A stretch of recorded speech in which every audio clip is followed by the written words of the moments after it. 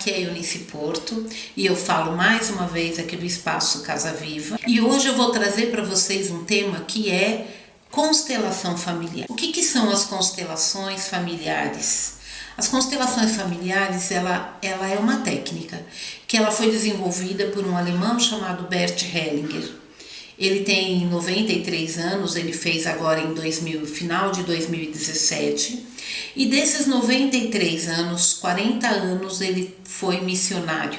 Dentro desses 40 anos, 16 anos ele morou nas tribos Zulus, na África, com a intenção de catequizar essas pessoas, de trazer a religiosidade, o cristianismo para essa cultura. Dentro desses 16 anos, ele teve alguns parâmetros para fazer uma comparação entre o que ele via nessas tribos, dentro da realidade deles, e dentro do que ele via na Alemanha, que era a terra natal dele. E ele começa a perceber que existem funcionamentos distintos entre essas pessoas das tribos e entre as pessoas que eram da Alemanha. E ele começa a perceber o quê? Os homens saíam para caçar, enfim, não voltavam, e quando essas mulheres percebiam que esses homens não voltariam, elas faziam perfeitos rituais de inserção, ou seja, esses homens ausentes se tornavam presentes a partir do momento em que elas diziam: nós vamos nos despedir deste homem, nós vamos nos despedir do seu pai com respeito, independente de onde ele estivesse. Diferente da Alemanha, que os homens iam para a guerra, não voltavam também por um motivo ou por outro, e essas mulheres diziam: eu sou pai e mãe. Aí o Bert, ele começa a pesquisar, porque ele tem um currículo muito vasto. E dentro desse currículo, ele começa a perceber o que acontece aqui que não acontece ali. O que rege esse sistema que é diferente desse outro. E ele descobre que existem 3 níveis de consciência. A primeira consciência é a consciência pessoal. O que essa consciência pessoal faz? Julga. Certo, errado, bonito, feio. Esse pode ser meu amigo, esse não. A gente julga e exclui as pessoas o tempo todo de acordo com os meus critérios, de acordo com os meus valores, de acordo com o que eu entendo que é certo e errado. Existe um outro nível de consciência que é o que ele chama de consciência familiar ou consciência grupal. Como é que atua esse nível de consciência em cada um de nós? Então vamos imaginar que nós temos, dentro da nossa consciência familiar, nós temos algo que aconteceu e que é muito grave. Seja um estupro, seja um assassinato. A gente sai falando essas coisas por aí? Óbvio que não. Por que a gente não fala? Pelo medo da pessoa ser excluída e pelo medo da consequência que isso terá para a nossa família. Então, o que acaba acontecendo nesse nível de consciência? A gente acaba guardando segredos que vão passando de geração para geração, porque a gente não consegue falar disso abertamente. A mesma coisa na consciência grupal. Os grupos, eles têm algumas regras próprias. Então vamos imaginar que nós estamos num grupo de pessoas que entendem que roubar é adequado. Está certo para eles, isso é justo. Quem tem muito não precisa ter tanto, então vamos tirar de quem tem para dar para quem não tem. Alguns grupos entendem que isso é coerente, é razoável, é justo. Se por um acaso uma pessoa desse grupo deixa de roubar uma outra que tenha muito, tem oportunidade, mas ele não faz, ou porque ele tem dó, ou porque ele se questiona na hora, o que vai acontecer? Ele não vai trazer essa informação para o grupo, Por que ele não vai trazer essa informação para o grupo? Exatamente pelo medo de ser excluído do grupo. Então, muitas coisas acabam acontecendo dentro desse grupo. Se alguém descobre que ele fez isso, acaba fazendo um contrato, e dentro desse contrato surge o segredo mesmo dentro desse grupo para protegê-lo, para fazer com que ele continue pertencendo.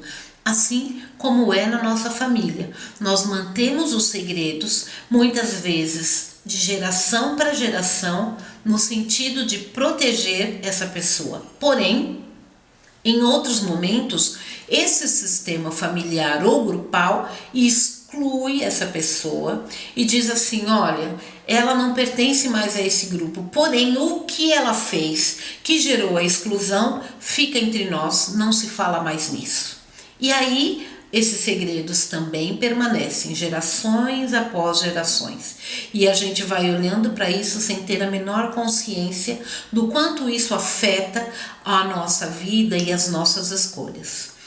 E o último é a consciência coletiva, a consciência ou a consciência espiritual, que não julga nem certo, nem errado, nem bonito, nem feio, e que não exclui a ninguém. Como é que rege essa consciência?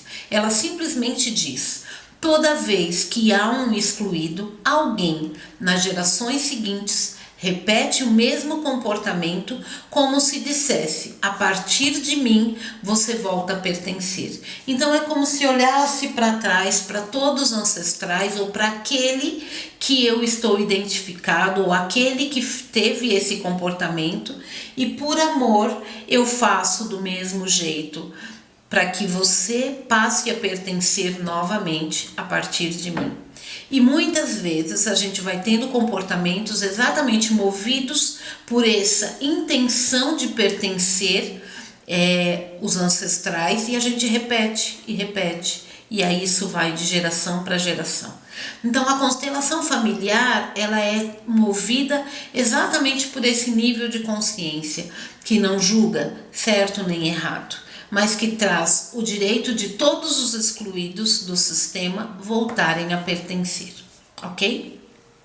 Dentro desse nível de consciência que rege a constelação, ele descobriu 3 leis, que ele chama de leis do amor ou ordens do amor. E a gente vai falar hoje da primeira lei do amor, que é a lei do pertencimento. O que é a lei do pertencimento? Quem é que pertence ao meu sistema? Então, os meus pais, meus avós, bisavós, tataravós, essas pessoas pertencem ao meu sistema. No caso de pais adotivos, pertencem ao meu sistema? Sim. Então, aqui atrás eu tenho os meus pais biológicos e eu tenho os pais de criação com todos os ancestrais deles também. Eles também fazem parte do que eu sou.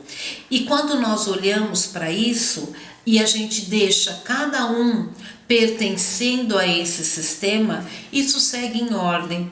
Como é que começam as desordens dentro dessa ordem do pertencimento? O caso mais comum de exclusão dentro dessa lei do pertencimento são os casos de aborto. Mas por que os abortos? Porque seja ele espontâneo ou provocado, vamos lá lembrando, julgamento de certo ou errado é consciência pessoal. Nesse nível, o que se tem não existe julgamento, existe uma criança que não nasceu. Ponto final. Todo o resto é da consciência pessoal. E no caso do aborto, normalmente não se fala mais nisso. Eu fiz um aborto porque eu tinha 15 anos e eu não tinha a menor condição de criar, e o meu pai, enfim, não importa, já houve tantas coisas e faz parte da vida isso. Só que aquela criança, ela faz parte. Então, digamos que eu tenho esse aqui que não nasceu, mas eu tenho mais 4 filhos. O que acaba acontecendo, eu não conto esse, e eu conto os 3, ok? Só que na verdade eu tenho 5 filhos. Esse excluído, o que acaba acontecendo muitas vezes é que esses irmãos ou nas gerações seguintes eles vivem por esse que não nasceu. Então você encontra às vezes irmãos que estão na escola, que a criança é ligada no 220 mil. Sabe aquela criança que não para? Que você fala, meu Deus do céu, não aguento, eu tô acordada desde manhã correndo atrás dele. E quando você vai ver, a criança ela está totalmente identificada com esse irmão ou irmã que não nasceu. Então dentro dela, por amor, é como se ela se sentisse obrigada a viver por dois, e aí ela não para mesmo. Ou em outros momentos, essa criança ela é a boazinha. E criança boazinha, vamos combinar? Criança boazinha ninguém olha muito, porque não precisa de muita atenção. Então vai passando, ela é tão bonzinho, ou ela é tão boazinha. Só que quando chega na escola, os professores olham e falam, tem alguma coisa errada.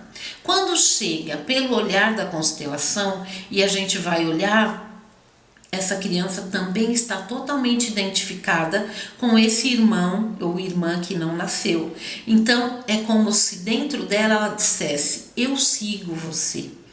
Ou é aquela criança que você tem que ficar cuidando, porque se você fecha os olhos, ela bate a cabeça, ela quebra o braço, ela quebra aquilo, ela vive se machucando, que é a mesma coisa, né? É no sentido de eu sigo você. E é que só criança? Não, às vezes adultos seguem esse comportamento sem ter a menor consciência do efeito que tem.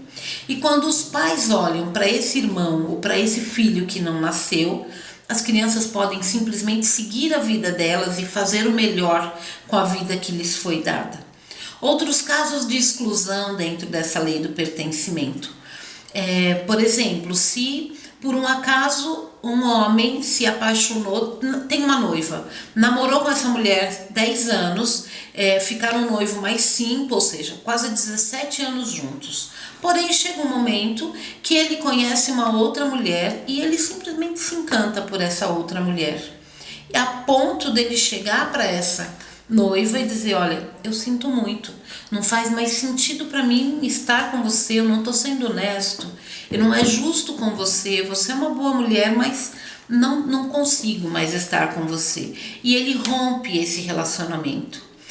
E dessa nova relação, ele casa e tem filhos. Vocês já ouviram pessoas, tanto homens quanto mulheres, que diante desse rompimento simplesmente não se casam mais, não se envolvem mais com ninguém, simplesmente a vida fica paralisada? Vocês já ouviram? Porque eu ouço muitas vezes, muitas histórias parecidas. E quando você olha essa criança que nasceu, ela tem muitas vezes o mesmo comportamento dessa mulher que foi excluída. Por que ela foi excluída? Porque normalmente, quando se começa uma nova relação, o que é muito comum? Eu digo, olha, eu não quero nem saber do seu passado, porque o que importa é daqui para frente. Só que, espera um pouquinho, esse homem ou essa mulher, ela é hoje ou ele é hoje o que ele viveu através das relações com essas outras mulheres. Então não adianta a gente dizer, eu não quero saber do seu passado, porque isso não importa, porque quando eu faço isso eu estou dizendo, eu sou a primeira. Mentira! Quando eu falo que eu sou a primeira, eu excluo todas as outras 229 mulheres ou homens que passaram pela vida dos nossos parceiros. E quando eu faço isso, eu excluo essas pessoas e normalmente o que pode dar espaço é para que os meus filhos tenham um olhar para ela piedoso e por amor eles fazem do mesmo jeito. Então você encontra muitas vezes relacionamentos entre mãe e filha ou entre parceiras anteriores ou os parceiros anteriores que é extremamente conflituoso. E quando os pais olham para aqueles que vieram antes e com respeito dizem, tudo que eu fiz e tudo que eu vivi com você fez de mim essa mulher que eu sou, de uma forma respeitosa, os filhos seguem a vida deles e a relação com o parceiro atual, ela tem um crescimento, ela entra para um outro nível. Por quê? Porque os que vieram antes pertencem também ao meu sistema e tá tudo bem que eu ocupe só o meu lugar. E se você gostou, nós temos ainda mais 2 leis, que é da hierarquia e do dar e receber. Fez sentido para você? Então compartilhe para que outras pessoas consigam se identificar, porque com certeza tem muitas das nossas histórias do nosso sistema que estão totalmente em desordem, e quando a gente olha pela constelação, a gente consegue trazer um movimento de ordem, e a ordem faz toda a diferença no fluir da nossa vida. Então tá bom? Se você gostou, entra lá no nosso site, faça comentários, deixa algum post para que a gente continue trazendo temas que façam a diferença para cada um de vocês. E não perca, nós temos 2 programas com as 2 outras ordens do amor. Até breve.